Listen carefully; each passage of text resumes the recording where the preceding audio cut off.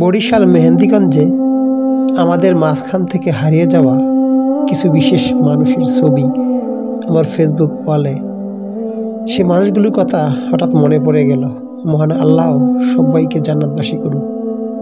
এই মানুষগুলো একসময় আমাদের কাছের মানুষ ছিল, তারা আজকে আমাদের কাছ থেকে হারিয়ে গেছে বহু দূরে, আর চাইলেই হয়তো ফিরে আসবে না কশিনকালেও। আল্লাহ সবাইকে জান্নাতবাসী করুক, আমিন।